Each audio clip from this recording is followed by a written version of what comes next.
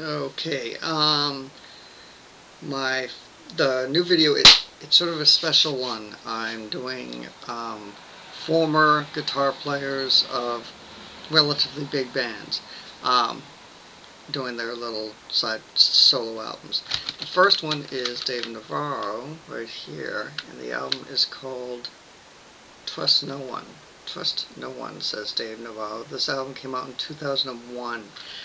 It's a good album. As we all pretty much know, he's a really good guitar player.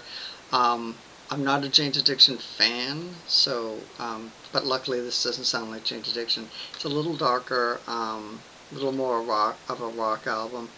Um, he it's he does the vocals on it. He doesn't have the best voice, so I think if he teamed up with somebody that had a good voice, it would have been a lot better album.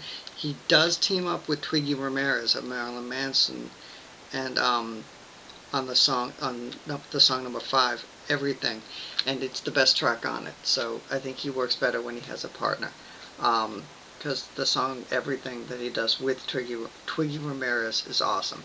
Um, but that's the fact that there is a song that stands out as a really good song, and there's a lot of really cool ideas and everything in this. It's very modern sounding. He didn't go for any cliches or anything like that. What's happened with a lot of solo albums.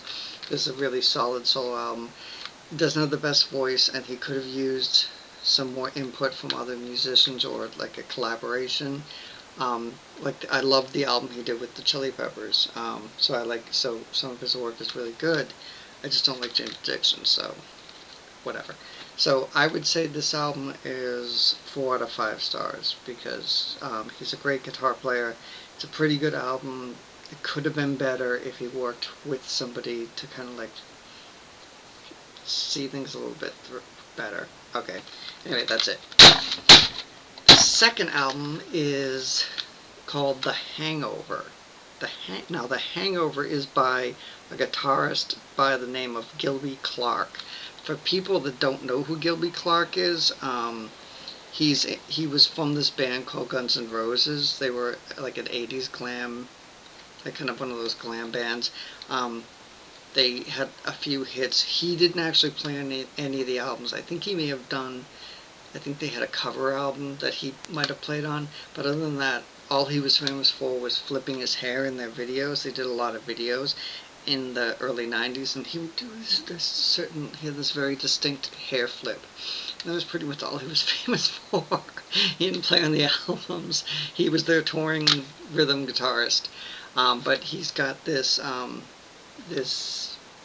solo album, The Hangover. And I don't know who would buy it. I say this is horrible. It's a nightmare. He does a Bowie cover that's really, really bad. He does a cover of the Beatles' "Happiness Is a Warm Gun," and it's probably one of the worst things I've ever heard. Um, if you want to hear a good cover of that song, "Happiness Is a Warm Gun," the Breeders on their album Pod, the first Beatles album, they do a great cover of it. But if not, just listen to the Beatles one. This guy is horrible. It's very boring, very cliched. It's like watered down. I don't know what the hell is that band. It's like that Southern fried, Southern kind of like it's just every cliche of an LA rocker. When they want to act depth, like they have depth. They decide, oh, I'm gonna be like, I'm gonna be but Muddy Waters, and oh yeah, I love all the old blues cats, man. And so there's like random like large black soul singers in songs for no reason. There's horns, there's piano, lots of organ. It's just a lot of noise, a lot of like pretentious. I want to be a blues. I want to seem to be interested in the blues. It's just crappy. I would say stay away from this album. This also came out in 2001, I think it was. Oh no, 97. Okay. Um, anyway, The Hangover by Gilby Clarke. I would avoid it even in the cutout bin for 99¢. Okay, the next album is by James High. This was also in the cutout bin. He's the former guitar player of the Smashing Pumpkins. I was also never a Smashing Pumpkins fan, but I did like this album a lot. I really like this album a lot. I'm going to give this a 5 out of 5 stars. It's a really doesn't I mean the album's not even here because it's still in my car. I'm still listening to it. I've been listening to this for like a week. It's really good. It got a lot of really good write-ups when it came out.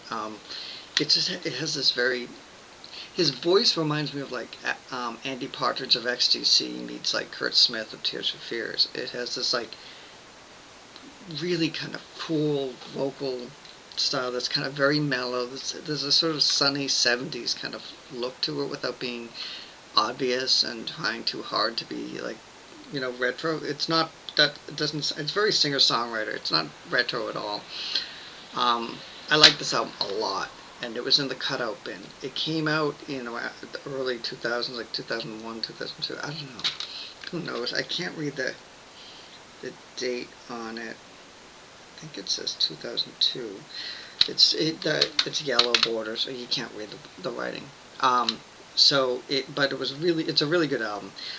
Darcy, who also was a Smashing member of Smashing Pumpkins, she lends some backing vocals on several tracks, especially a song called One and Two. It's a really good album. I would say check it out, especially for $1.99 in the cutout bin. It's really, really good. I think my only the only bad thing about this album is I don't think it did too well. I think it deserved a lot more, and so listen to it because this guy's very talented and it's a very good album. I think it's a very good album if you like singer-songwriters, and it's not like Carole Kingy. But it's good. It's good. So avoid Gilby Clarke and his stupid LA crap, and get the Dave Navarro because he's a good musician, good songwriter, um, and he made one of the best Chili Pepper albums in my opinion. And the James High album. So this is a 4. James High is a 5 out of 5 because I really like this album a lot. So that's it.